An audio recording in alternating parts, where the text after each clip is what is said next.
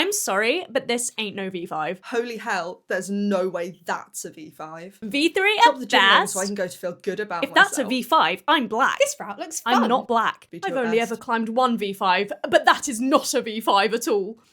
All of these comments are from a single climbing video on Instagram that labelled itself a V5. Now look, have any of these commenters actually tried the climb? Climbed in this specific gym? Seen the holds? Know the angle of the wall? Probably not, right?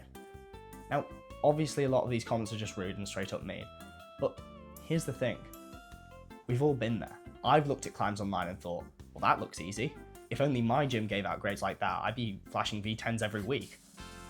But that's kind of the problem, right? We treat grades like they're objective, like a V5 in Alabama is going to be the exact same as a V5 in Japan. But it's not.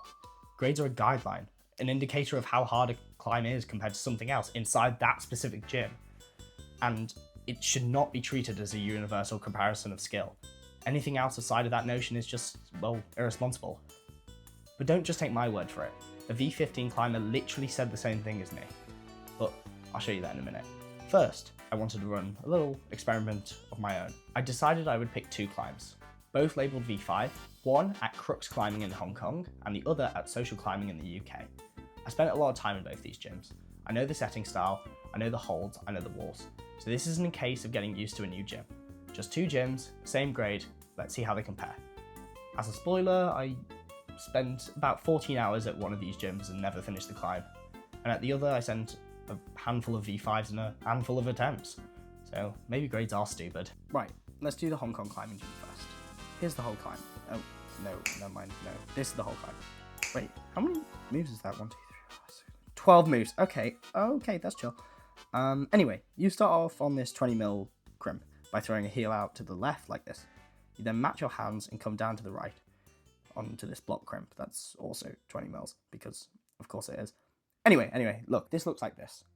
Then you have to get the heel off. And to do this, you have to crouch down onto the right leg, otherwise your foot will slip. Don't question me, your foot will slip. I fell off way too many times for you to tell me that it won't slip. After the foot switch, you then slam your right foot as hard as you can into the wall, fighting for your life to stay on. And I mean slamming. You then have to shift all your weight to the right before bumping your left hand down to the block crimp. And at this point, after 6 demanding moves on crimps, you're officially halfway through the climb. Well done, we're so proud of you, Anyway, you then move your right hand to the final of the crimps, making one last foot swap before throwing for a jog, and not falling off like I did here. Anyway, you might notice from this point on a tall Asian man is finishing the climb, and I'm assuming you notice because I'm far from being tall. The idea is to paddle off the first hold and land as the strong person is demonstrating.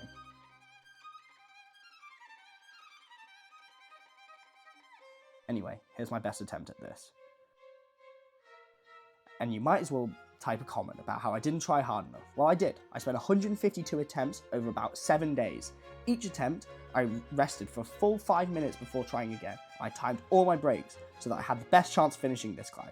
And you know what? You know how long that is? It's about 14 hours of climbing on a single climb. It was all pain and I have nothing to show for it. Anyway. Stupid. Here's my third attempt on a V5 in Leicester.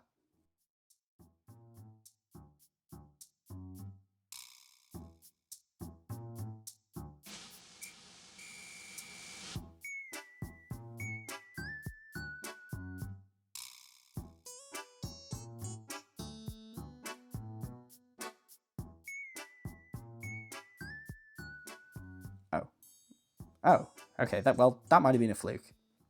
So just in case, here's my 7th attempt on another V5. Oh. Okay, two flukes in a row, it's okay. Is that? Oh, that's my 10th attempt on a V5. And here's my 4th attempt on another. I think you get the point. So, what did we learn? Climbing grades are kind of stupid. They give the illusion of structure and lead beginners into believing that they mean something in the larger world.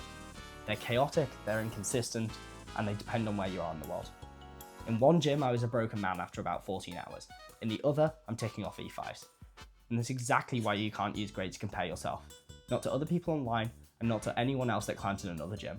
Grades are useful within the gym you're in, to track your progress and get a sense of challenge.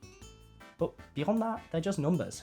Chasing them or weaponizing them is only going to mess with your head or someone else's confidence. And remember what I said earlier? Here's that V15 climber to back this notion up. Do you think like the more you travel, the less the grades make sense? Oh, 100%. Like, I do not give a shit about grades anymore, which is really nice. I used to care quite a bit and like get frustrated with them. And nowadays it's quite nice. Yeah, I really do not care. I use them as guidelines. So next time you're scrolling Instagram and you scroll past a climb that's labeled a V5 or labeled a V6 and you think to yourself, that doesn't look like a V5. Just remember, it probably isn't. Not at your gym. But also remember, someone's definitely thinking that about your gym as well. They think that your gym looks easy. The thing is, I still kind of get those mean comments. We all want climbing to make sense. We all want progress to be measurable, and we want the number we train so hard to get to mean something. But the truth is it doesn't. Not like we hope it does. Not outside of the four walls of the gym that we climb in. So yeah, maybe that V5 isn't a V5, but maybe yours isn't either. And that's fine. May as well climb it anyway.